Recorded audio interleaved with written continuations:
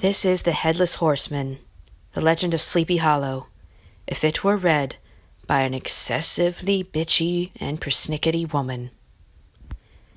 In the bosom of one of those spacious coves which indent the eastern shore of the Hudson, at that broad expansion of the river denominated by the ancient Dutch navigators the Tappan Zee, and where they always prudently shortened sail and implored the protection of St. Nicholas when they crossed, there lies a small market town, a rural port by which some is called Greensburg, which is more generally and properly known by the name of Tarrytown. This name was given, we are told, in the former days by the good housewives of the adjacent country, from the inveterate propensity of their husbands to linger about the village tavern on market days. Be that as it may, I do not vouch for the fact, but merely advert to it for the sake of being precise and authentic. Not far from the village, perhaps about 2 miles, there is a little valley or rather lap of land, among high hills, which is one of the quietest places in the whole world. A small brook glides through it with just murmur enough to lull one to repose, and the occasional whistle of a quail or tapping of a woodpecker is almost the only sound that ever breaks in upon the uniform tranquillity. I recollect that when a stripling, my first exploit in squirrel shooting was in a grove of tall walnut trees that shades one side of the valley. I had wandered into it at noontime, when all nature is peculiarly quiet, and was startled by the roar of my own gun as it broke the Sabbath stillness around, and was prolonged and reverberated by the angry echoes.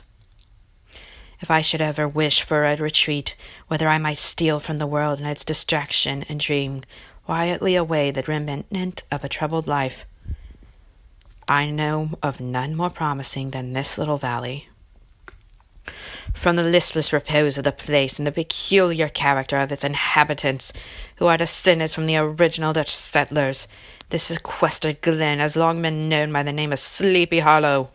and its rustic lads are called the Sleepy Hollow Boys throughout all the neighboring country. A drowsy, dreamy influence seems to hang over the land, and to pervade the very atmosphere. Some say that the place was bewitched by a high German doctor during the early days of the settlement. Really high. Others that an old Indian chief, the prophet or wizard of his tribe, held his powers there before the country was discovered by a Master Hendrik Hudson. Certain it is, the place still continues under the sway of some witching power that holds a spell over the minds of the good people, causing them to walk in a continual reverie. They are given to all kinds of marvelous beliefs, are subject to trances and visions, and frequently see strange sights and hear music and voices in the air. The whole neighborhood abounds with local tales, haunted spots, and twilight superstitions. Stars shoot and meteors glare oftener across the valley than any other part of the country, and the nightmare with her whole ninefold seems to make it the favorite spot of her gambols. The dominant spirit, however, that haunts this enchanted region, and seems to be the commander-in-chief of all the powers of the air, is the apparition of a figure on horseback without a head.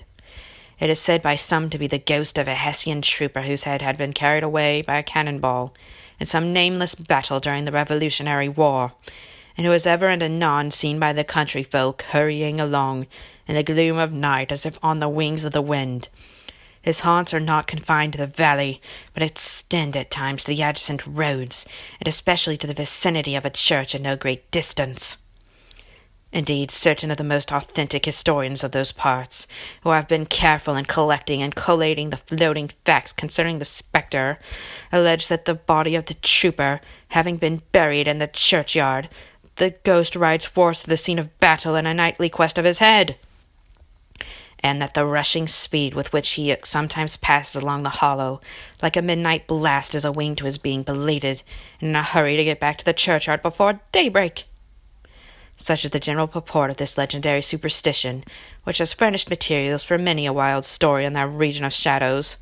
and the spectre is known at all the country firesides by the name of the Headless Horseman of Sleepy Hollow.